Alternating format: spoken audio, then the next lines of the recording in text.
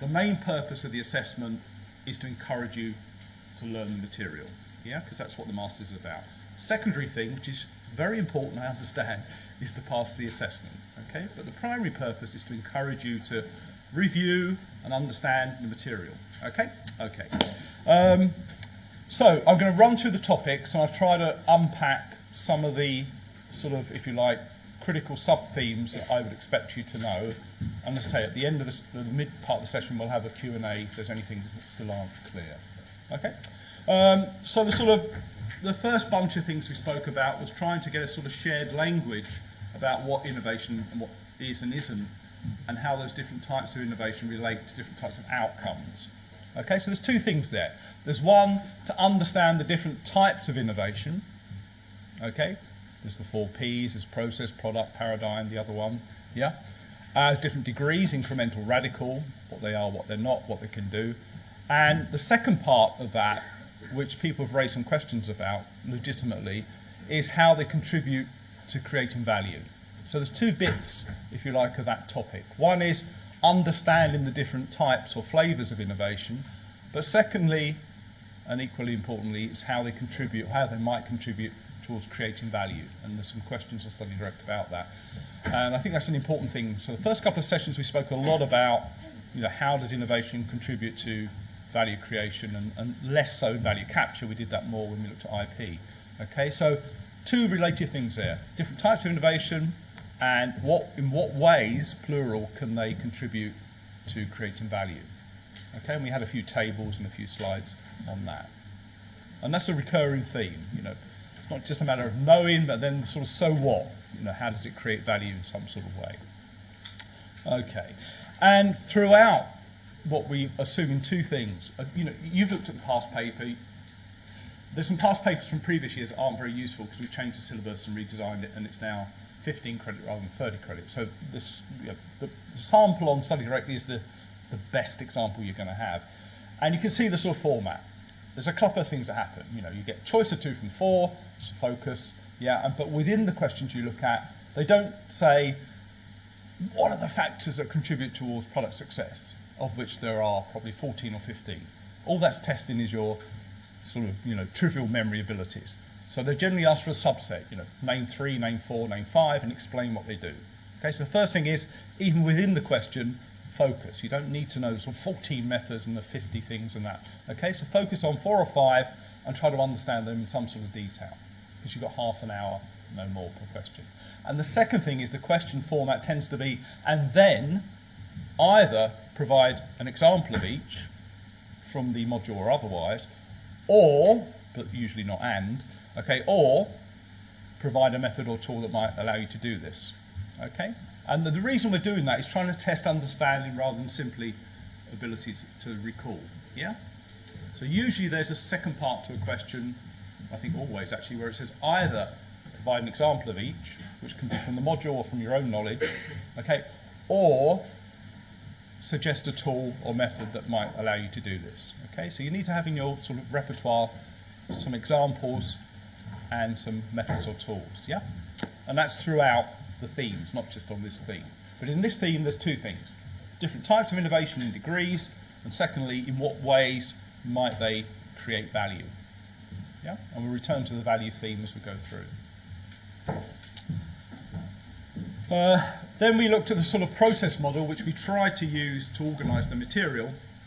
And there's been a few questions about this. I mean, you've got basically the 4 stages, not necessarily in that order. So that's a key thing. It's not linear necessarily. And then you've got the 2 contextual factors, the strategy and the organisation, which we'll talk about in a moment. Okay, so you need to know the stages, what they do, and within the stages, you need to know either provide examples or a method or tool that might help you actually apply that. Okay, so it's not enough just to be able to explain the different stages. And you need to also know how you might, what sort of factors might need to adapt that sort of basic 4-stage process. So we spoke about, you know, company size, industry context, national innovation systems, yeah, those sorts of things, yeah, because there might be some sort of variation on that. So it's not just enough to look at that. Okay. Strategy, and there was a question about Blue Ocean, which I'll try to answer from Study Direct. So basically the differences between a traditional business and management approach, I don't mean here, I mean generally about rational planning, sort of Porter's type approach, versus a sort of more resource-based innovation approach. And the biggest difference, you'll remember, was how we deal with uncertainty. Yeah? Is that the business and management, the rational planning school, sort of assumes it away. It assumes we have almost perfect knowledge and how might we plan under those conditions, whereas the resource-based view, the innovation approach, is more about how do we deal with uncertainty in some way. Yeah? So understand something about what is uncertainty and how you deal with it, particularly in innovation strategy. Okay. Again, there's contextual factors that we spoke about, particularly national innovation systems and positioning. But the two key things in this area, in the area of innovation strategy, were first the idea of capabilities. You banged on about that. What are capabilities? What do they do? How do we define them? I think we had 6 or 7 definitional aspects. They create value in some way, they're hard to imitate, take time to develop, blah, blah, blah, blah, blah. So understand what capabilities are, how you might identify them. And then secondly, going back to the first slide, how might they contribute to value in some way? Okay, how might these characteristics or capabilities help to create value? Because that's the trick throughout the module. Yeah, how does innovation help to create value? And the second component, if you like, of innovation strategy, the first was dynamic capabilities. What are they? Definitions, how they create value. The second is this idea of blue ocean strategy, which is, again, from general business and management strategy, but it's a very topical area, so we need to engage with it. And there's a question on Study Direct about it. I mean, basically, the overarching principle is to avoid direct competition. And they use lots of flowery language about, uncontested markets, which basically means there's, ideally, no competition. Ideally, or very little competition. So the idea about blue ocean is less about competition and more about creating new products and businesses and avoiding direct competition and trying to differentiate, at least temporarily. Yeah? And that's completely consistent with everything we've spoken about in the module. So the idea is, where possible, differentiate and avoid direct competition. The question is how you differentiate and on what basis. And the blue ocean stuff is quite prescriptive about, challenging trade-offs and stuff like that. But basically it's about avoiding competition and trying to differentiate in some sort of way. Identify markets, applications, which are currently not well populated by competitors. That's all it is, really. Yeah. And then, yeah. So is that an example of how a company would choose a strategy that is resource-based? Not necessarily, because blue ocean comes from business and management, so it's still outward looking. So we said one of the big differences when you look at the rational planning school and the resource-based, slight exaggeration only, is that the rational planning school, the traditional strategy, looks outwards. So the really bad stuff just looks at competitors. What are they doing? How do we beat them? How are we better than them? The blue ocean is slightly better, but it's still rational. It's still a traditional outward looking. So it's outward looking. What markets currently don't have competitors or have few or weak competitors, and how might we participate in that market space? So it's still an externally focused one. So it's more in the rational planning school, but it still tries to avoid direct competition. So it has less emphasis on competition, which was one of our major criticisms of the rational planning school. But it still doesn't start with an assessment of what are our capabilities. So to answer your question, it doesn't go as far to say, but can you do it? Or can you do it better than others? Yeah, which is where we start with the sort of resource-based school, the sort of capability approach. Okay, and that's really in the sort of innovation area. So again, two main components. What are capabilities? What do they do? How do they create value? Secondly, blue ocean, what is it? How is it different to rational planning? How is it different to a sort of resource-based view? And where possible, can you give some examples of that? Yeah? Okay? Yeah.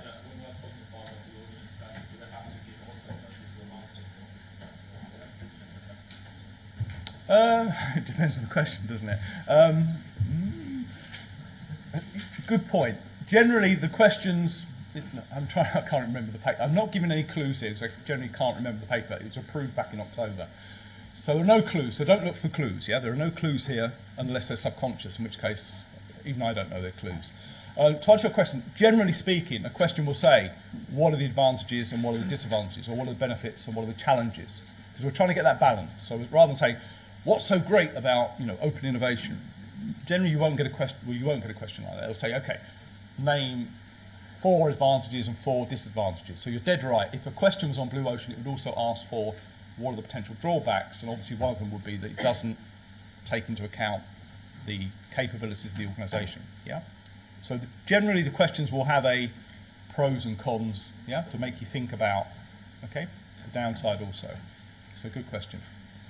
Okay, right, so 2 components, Blue Ocean capabilities, and again, think about how they might lead to create value. In this case, primarily about differentiation. In the case of Blue Ocean, it's about differentiating in those sort of so-called uncontested markets where there's low competition, or ideally zero. In the case of the resource-based view, is that you have different resource packages, so you're likely to do different things. The end result is differentiation, but the starting point is different. One's more internal, one's more external. You might end up in the same place, yeah? But the way you create value is by being very distinctive in what you offer. Okay, and have some examples. Organisation of innovation is probably one of the biggest areas, partly because it's one of the most important areas. So unpacking it's a bit more problematic. So we looked at the different components and we said some are more important than others. So we said things like structure have a role, but structure is not as important as you might think. And other things like leadership, teams and climate are probably where the biggest sort of value added is. So there's sort of 3 areas there that stand out in terms of their contribution to innovation management. It's sort of leadership and other individual roles, yeah, gatekeepers, things like that. It's teams, and again, going back to your question, the pros and cons. So the question wouldn't be, so tell us 5 factors why teams are fantastic. It would say, okay, give us 5 reasons why teams might outperform, blah, blah, blah, but also 5 drawbacks of using teams for product development, yeah? So it'd be a pros and cons type question. So teams, leadership and other individuals, and then climate, okay? And climate was, do you remember we said climate's different to culture? It doesn't explain as much as culture, but it's more tractable. You can sort of try to measure it and assess it. You can try to change it. You can try to manage it. So we said climate, it's not superior, but in terms of management, is more useful than the notion of a culture, yeah? But it's very similar. And then we had different components of culture. I've done it now. Different components of climate. I just lost 2 marks. Different components of climate. And we said, generally speaking, it's that sort of curvilinear approach, yeah? Where you don't have too much or too little, and for different reasons, yes? It's not more and more and more of something, it's better, yeah?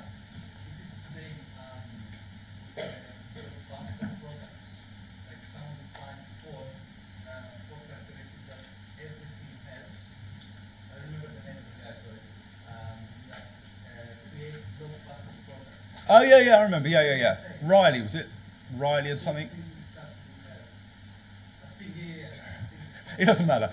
The other thing is, there were some questions about this, but for this exam, and I can't speak for my colleagues, they may be more or less pedantic, but for this exam, I'm not expecting references. Yeah, so don't sort of spend 20 minutes thinking, oh my God, what's the guy's name? And then get no marks. Yeah, I don't care. It's understanding we're testing here, yeah? And even in sometimes the terminology, if you get terminology slightly wrong, but you demonstrate you understand it, no problem, yeah? In this exam, I can't speak for others. No, it's not just about the blockbuster stuff, unless the question was specifically about what factors specifically contribute to blockbuster products, because that's a subset of product development. So you've got product development factors, and then you've got the blockbuster ones, which are a subset where you go very high volume, very successful, yeah? So unless it actually uses that term blockbuster, I can't even say it now, I've said it too many times, but it wouldn't be asking for those subset of factors, yeah? Okay. That's quite a good point where, you're talking about something in general, then it becomes more specific in terms of success. So I agree with our chap over there, that's quite a nice thing to tie in if it's possible. I don't want to rule it out. Are we ruling it out? Okay, well, we're ruling it out. Okay, there's a couple of things here. I mean, I know it sounds stupid, but it happens, and it happens each and every exam, and every time. Marking exams, believe me, is no better than doing them. is that people don't answer the question. So the danger of saying yes to you is that people say, I've remembered 5 things. This question's not quite what I remembered, but it's close enough. So I brain dump this and hope they give us marks. Because what I've said is really good, but it doesn't answer the question. So provided it's relevant to the question. So you can't do a politician thing, say, you've asked for this, but actually, you know, no, seriously. You know, people were memorising, say, you asked about, you know, cross-functional teams, but actually what I'm interested in is it's similar to climate. You're thinking, well, it's not, it's different. And you answer a perfect climate answer, but what do we do? And the answer is give you 0. Yeah? So providing there's not too much of a pivot, yeah, if you pivot too much and basically say, this is what I've remembered, this is what you're getting, that's dangerous. But if you're saying, okay, here's a specific example of teams, an issue is diversity, blah, blah, blah, blah, even if it doesn't ask about diversity, you're likely to get brownie points, yeah? But, you know, you have to use your judgment here, and so do we as markers. We've got marking schemes, but if you go off-piste completely, yeah, you're in danger, yeah? But if you can say, okay, this is a specific example, blah, blah, blah, then you're likely to get some credit for that. But you've only got half an hour, including thinking time, so there's not that much time to, you know, go off. Anyway, yeah. Yeah, so we've got leadership and other individuals, teams, pros and cons, and we discussed team composition, cross-functional teams and diversity, so there's some sub-themes there you should understand what types of diversity and how they contribute to outcomes. And lastly, quite a big subject, culture versus climate, what are the differences and the pros and cons, and what are the climate components, yeah? And again, we're unlikely to ask for all of them because I can't remember them. Well, I can remember them, but there's between 7 and 9 depending on what questionnaire version you use. But they're not going to ask for that. They're going to say, give 3 or 4 examples and explain how they work, sort of thing. So you've got half an hour, understand the principle, and have some detail there in terms of the answer, yeah? So they don't want you just to reproduce bullet slides and then move on. It's not sufficient, yeah? But try to test understanding in a clunky examination way, yeah? Sources of innovation, spent a whole session, but we kept going back to it because obviously it's an important area. Goes back to the non-linear model. It's not just about invention, it's not just about creativity, and we had that that sort of clock diagram, do you remember? And again, that's got 15 sources of innovation. And that's a good example. If there's a question on sources, they're not going to say, haha, name 15 sources of innovation. You get 2 points each. Because some of you would be great at that, and some of you think, Christ, I can only remember 4 things at once, including my pin, yeah? So we're not going to do that. What we're going to say is, give us 4, give us 5, and explain, or give an example, or a tool that you might use to do that, yeah? So understand a subset of the sources, but in some detail, rather than memorising random things, yeah? So sources is important. Connected to sources, the sort of component of that is obviously search, yeah? Because you search for sources. So, you know, those 2 things are sort of quite closely linked, yeah? So also understand the search sort of mechanism, strategies, tools.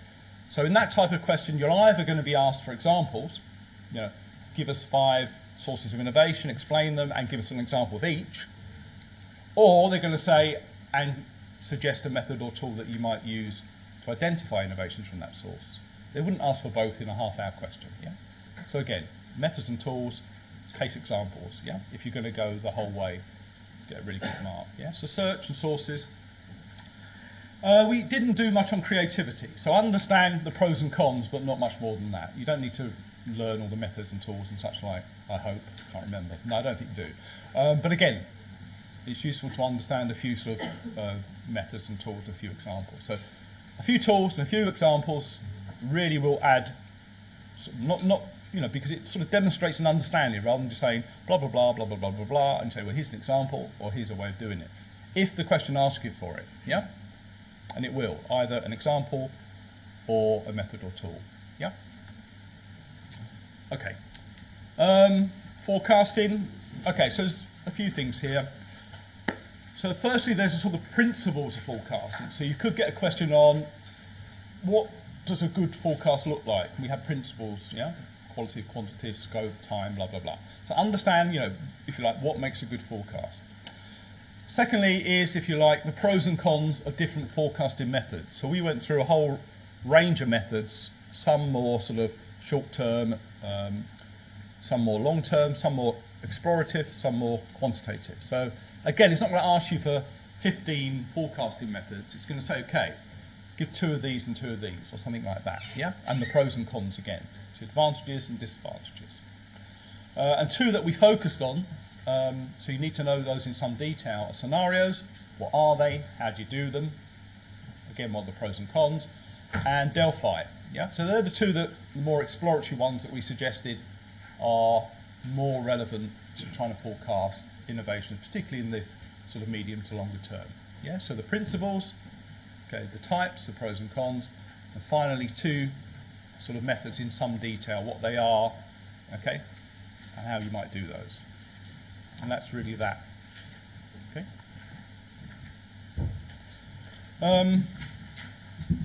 Yeah, diffusion we combined with forecasting, I think, I can't remember. But anyway, basically, what is diffusion? The basic S-curve model. Yeah, why does it look like that? The 3 phases. We only looked at, I think we only looked at 2 models in any detail. So the basic model is this sort of epidemic one where you imitate, or you're through contagion, you copy basically. And then the next model, which is slightly better, more explanatory in most cases, is so-called BAS model, named after the guy who developed it, and basically adds on to that epidemic assumption that people make, believe it or not, decisions almost independently still. Not very often, frankly. So that's a subset. So if you put those 2 populations in the model, you get a slightly different outcome. Yeah, so it's a slightly more powerful model in most cases. And then there are lots of other ones we won't ask you about, probit and all that sort of thing. Yeah, but basically, basic epidemic model. What is it? Why does it look like that? And then a sort of variation on that is the BAS one, where you add the subpopulation of adopters who are less influenced by imitation and observation. Yeah. Okay. And then we also unpacked the sort of factors that influence diffusion, you know, relative advantage, reliability, compatibility, blah, blah, blah, blah. Yeah. And again, you know, understand each of those and what they are, and be prepared in that case for an example, because we didn't really look at methods and tools there. So, you know, rather than say it's the X blah blah blah, for example, yeah, and it doesn't have to be from the module, provided it's relevant. Okay. Okay, and very briefly, we mentioned bandwagons. We didn't do enough on that really to worry anyone too much. And the idea was that they're another type of diffusion process, yeah, where actually you don't need much observational communication. And to be fair, if that was in a question, that would be likely the last 5 points in a question, where it would say, well, how do bandwagons differ from the epidemic model? Then it would be literally a few sentences, yeah, because we didn't spend too much time on that. Okay, so what is diffusion? The basic model, the epidemic one, what are the assumptions? How does BAS differ from that? And then the different factors, plus an example, yeah, of the different things that influence the diffusion model. Okay, new product development. Your point about the Riley stuff. What have we got there? 3 things, I think, in new product development area that you need to know. One is the sort of basic methodology, the SAPPHO stuff. It sounds very tedious, I'm sure, and we started off and we banged on about it, but it's really important to understand why that methodology or that research design is much more robust than just looking at success or failures, yeah, by combining the 2. So you need to understand why does that match pair methodology yield more information, more management insights than a simple looking at case studies of success or failure. It's really important, yeah? So understand that, the SAPPHO, the match pair stuff. Secondly, the basic success factors, and we clustered those into 3 areas, didn't we? Yeah, we did, yeah. So understand that, yeah, the sort of 3 sort of subset of the areas. And lastly in that area, the 2 basic process models, but don't confuse them with the bigger innovation process model. You know, if it asks about product development, you know, don't present the general process model. It happens. Yeah, if we're talking about product, if it says product development or service development, we're talking about stage gate and or the development funnel. Okay? That's all we did. Yeah, we didn't do any variations on that. So that's the space in which we can ask questions. Okay. Okay. Yeah. Knowledge and IP. What have we got? We got different types of knowledge. So you could have a question that says, you know, what is the difference between the 2 different types of knowledge? And you might have a sub-question where it says, and what are the different management challenges? Yeah, between sort of codified and more tacit. Okay, so understand the difference between the 2 basic types of knowledge, but then also, so what? Yeah, it's not a matter of just classifying stuff, it's not stamp collecting. Understand the differences, but then there'd be a so what follow-up question, yeah, in terms of on what different management challenges do they present, okay, in terms of sharing, storing, those sort of issues, yeah. So understand that. Didn't do much else in terms of knowledge management. We then moved on to intellectual property, and there's sort of two things in the IP area. One is the different types of IP, you know, sort of patents, copyright, design rights, design registration, those sort of things, the things we covered. What are they? Briefly explain what they are, and then you might get a, you know, give an example of each, or how do they create value, okay? And it might be by differentiation or blocking competitors in the case of patents.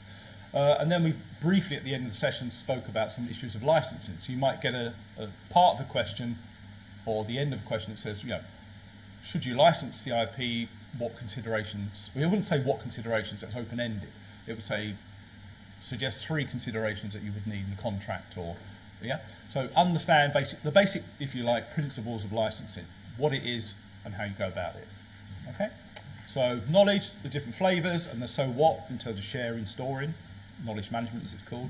IP, we only looked at 4 in any detail, yeah, we didn't look at the whole universe, didn't look at service rights and trademarks, stuff like that. Understand what they are and what the basic, if you like, rules are, but also how they might create value, and then examples, maybe an example of each of those types of IP, yeah? And then finally, understand what licensing is and how it might help create value in different ways. Okay, and we had several slides on that, we discussed that in a little bit of detail. Okie dokie. Open Innovation Alliances. Okay, yeah. Here's a good one where, going back to the point made earlier, where unlike, you won't get a question on open innovation that says, tell us how wonderful open innovation is, because one of our arguments was, it has limitations. That if you go to real companies, if you look at a lot of the research, it's very pro-open innovation, seen as the next big thing, has done for almost a decade. But the most recent work is saying, well, hold on, you know, it doesn't always work, sometimes it's counterproductive, you know, there are real challenges in actually doing it, and sometimes there's drawbacks. So a question on that would have typical, you know, give us 4 or 5 principles of open innovation, or what is open innovation, but then it would have the also identify 4 or 5 key challenges in implementing it, yeah, or drawbacks, and or some examples, yeah. So it wouldn't be all positive, it'd also say, and what are some of the challenges or drawbacks of trying to apply this, and may also ask for some examples, okay. And then as a subset of that, we looked at different types of collaboration. We looked at supply briefly, quite briefly, and we looked at joint ventures in some more detail, and strategic alliances. So understand, you know, what is a joint venture, what is a strategic alliance, what are the pros and cons, okay, and understand some of the factors that contribute to their success or failure. And really, I think that's as far as you need to go in that subject area. So the overall thing, open innovation, what is it? Pros and cons, some examples, and the subset, you know, joint ventures, strategic alliances, what are they? Again, pros and cons, what are some of the success factors? Okay. What do you mean link? It depends on the question. A question could, yeah, I honestly can't remember, but you could have crossover questions just to keep you on your toes, yeah? So you could have a question on, say, absorptive capacity. That's legitimate, yeah, it's a key concept. So you could say, name 3 challenges in absorptive capacity in a collaborative joint venture or something like that. And so that's sort of crossing over a bit between your knowledge stuff, your knowledge management stuff, and your collaboration stuff, yeah? You might think about that. Okay, so, yeah. Okay. Entrepreneurship. We just spent one session on this. So there's not a great deal there. Yeah. Okay. So, if you like, one of the things is how are sort of technology-based ventures, more innovation-based ventures, different to more common startups, yeah, in terms of the characteristics of entrepreneurs, for example. We identified some of that. We looked at some of the profiles and how they differed in terms of their backgrounds, in terms of what they do and such like. And the only other thing we looked at in that was some of the factors that contribute towards growth. We said, you know, most of these things don't grow, sort of 4, 5, 6%, depends on what study, but do grow, are really quite different. And we looked at that both in the lecture but also in the associated seminars when we looked at different regional clusters in terms of what factors contribute towards growth. And again, you probably get a question that would ask you that, but then ask you to give examples. Okay? So this is not really about methods and tools, but trying to understand, well, do you understand what's happening here? So the characteristics of technology-based, high-growth new ventures, how are they different to conventional ones, and what are the factors that we believe influence their growth compared with more conventional, the other sort of 95, 96% of new ventures. Yeah? So it's quite a tight, narrow subject area, this question of that. What else do we have? Oh, we're done. Please put your pens down and close your paper.